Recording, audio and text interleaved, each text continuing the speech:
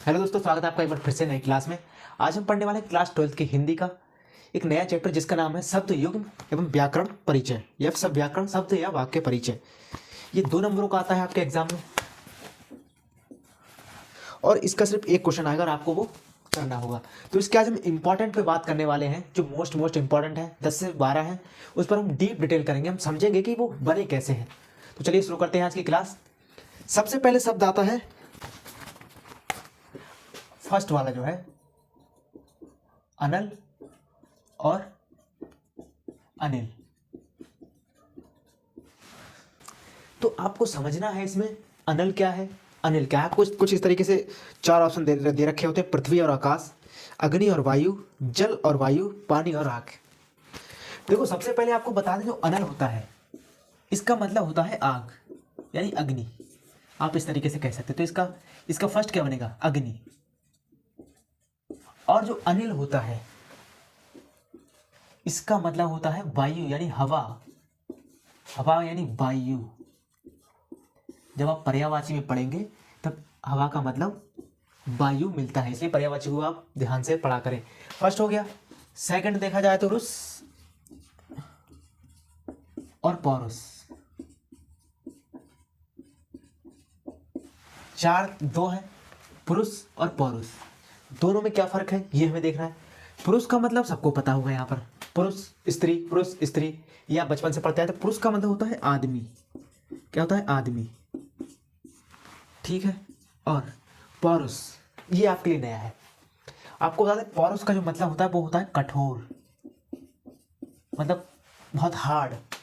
तो हम कह सकते हैं इसे कठोर। क्या है? आदमी और कठोर। पुरुष और पौरुष का मतलब क्या है? आदमी और कठोर। और थर्ड जो है वो है अभिराम और अभिराम।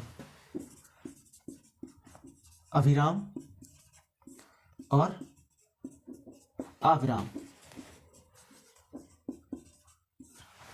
देखिए, सबसे पहले आपको बता दें कि अगर आपको एक पता है और एक नहीं पता है एग्जाम में तो आप ऑप्शन के साथ जाइए। कैसे?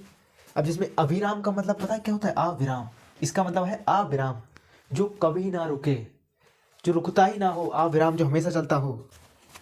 तो इसका मतलब और लिखिए, और सबसे पहले लिखिए लगातार। क्या है? लगातार। जो रुके ना वो क्या है? लगातार है। और अभिराम का मतलब होता है अभिराम। राम कैसे हैं? सुंदर है। अभिराम यानी सुंदर और लगातार। क्या हो गया? सुंदर और लगातार।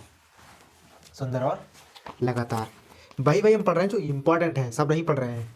ये था थर्ड एंड फोर्थ। 10 से 12 पढ़ेंगे, ज़्यादा नहीं पढ़ने वाले हैं। पंथ और पथ कुछ इस तरीके से दे रखा होता है डैश में, वो और तो बाद में हमें लिखना होता है। इस तरीके से डैश में दे रखा होता है पंथ और पथ। पंथ का मतलब पता है क्या होता है? पंथ का मतलब होता है धर्म या संप्रदाय। कोई 10 या 50 या 1000 या लाखों लोगों के समूह को हम कहते हैं संप्रदाय या समूह। तो ये क्या है? पंथ का मतलब होता है संप्रदाय। संप्रदाय। और जो डैश है इसकी जगह पे हम लिखेंगे और जो पथ, पथ आपको पता ही है, रास्ता। संप्रदाय और रास्ता।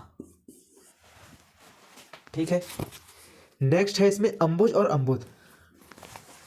Number 5 number. अंबुज डैश लगाओ और अम्बुज। अंबुज और अम्बुद। जो अंबुज है ये आपने पर्यायवाची में कहीं ना कहीं पढ़ा होगा। इसका मतलब होता है कमल।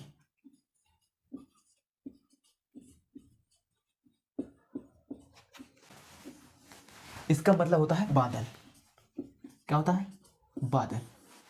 जो आसमान में देखे, अंबुज यानी बादल। नेक्स्ट है अंश और अंश। क्या है? अंश और अंश डैश अंश। अंश का मतलब पता होता है? देखो, अंश का आपको मतलब पता होता है। अंश यानी किसी का पार्ट होना, किसी चीज का पार्ट होना। जैसे ये चार्जर है तो इसकी डाटा केबल क्या है? इसी का पार्ट है यानी इसी का हिस्सा है। तो ये क्या है? अंश का मतलब होता है हिस्सा होना, किसी का हिस्सा। कुछ इस तरीके से हिस्सा। एंड अंश का मतलब होता है कंधा। क्या होता है? कंधा। अंश यानी कंधा।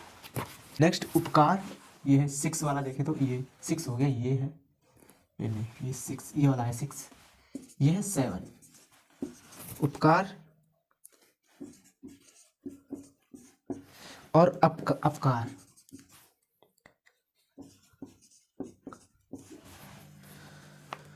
उपकार और अपकार। उपकार का मतलब आपको पता होगा, किसी पे आपने किसी पे एहसान कर दिया, यानी एहसान कह सकते हो आप, या फिर एक और कोई भाषा है, भलाई, भलाई कह सकते हो आप, भलाई भी कह सकते हो उसे, भलाई। और अपकार का मतलब क्या होता है? अपकार का मतलब होता है अपमानित करना, यानी बुराई करना किसी की, क्या है, बुराई। अपमानित तो आप उसी को करना चाहोगे जिसकी आप बुराई करते हो, सम्मानित व्यक्ति को थोड़ी, कि जिसके बारे में आप अच्छा बोले उसे अपमानित करने की कोशिश करोगे, नहीं, अपमानित आप उसी करोगे जिसकी आप बुराई करते हो। नेक्स्ट है स्वर्ण और सवर्ण। स्वर्ण और सवर्ण, स्वर्ण कुछ देख लिखा है, सवर्ण, ठीक है। स्वर्ण का मतलब हर कोई जानता है, सोना, ये स्लीप वाला सोना नहीं है, गले में पहनने वाला सोना है। और सवर्ण जो होता है वो होती है ऊंची जाति, जैसे हिंदुओं में जनरल कैंडिडेट जो होते हैं, पंडित टाइप के लोग, वो ऊंची जाति होती है, उच्च जाति हम कह सकते हैं, उच्च जाति। ठीक, नेक्स्ट जो है, और आभरण और आमरण, ऐसे देखो, आवरण का मतलब होता है आभूषण और आमरण का मतलब होता है मृत्यु पर्यंत, सॉरी, आवरण का मतलब होता है मृत्यु पर्यंत, आवरण और आमरण।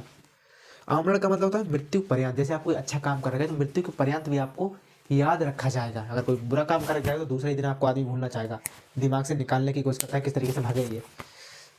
उसके बाद निद्रा और तंद्रा। निद्रा, निद्रा का मतलब भाई है सो जाना, और तंद्रा का मतलब है उगना, मतलब उठना। नेक्स्ट एक दो और है शायद, एक और है, आवरण और आवरण। आवरण और आवरण, देखो आवरण का मतलब होता है पर्दा, आवरण, आप सुन रहे हैं ना, आवरण, और आवरण मतलब होता है गहना। आवरण का मतलब क्या होता है, गहना, और आवरण का मतलब पर्दा। आवरण का मतलब पर्दा और आवरण का मतलब गहना। ये हो गए आपको 6 7 या 8 9 10 होंगे। इनको अगर आप पढ़ लेते हैं तो आपके 2 नंबर पक्के मान लीजिए, हिंदी में ये हो जाएंगे शब्द युग्म के। तो चलिए मिलते हैं अगली क्लास में। अगली क्लास हमारी शायद इसके नेक्स्ट वाले टॉपिक पर होगी, तो मिलते हैं अगली क्लास में। तो चलिए, जय हिंद जय भारत। अगर आपने अभी तक हिंदी का मॉडल नहीं खरीदा है तो कोई बात नहीं, आप ऐसे भी लिख सकते हैं। और वैसे भी आजकल तो टेलीग्राम का ज़माना है, तो आप टेलीग्राम एक काम करना, ज्वाइन कर लेना, जिस नाम से चैनल उसी नाम से टेलीग्राम पर भी चैनल है, वहाँ पर ये PDF डाल दूंगा, ठीक है।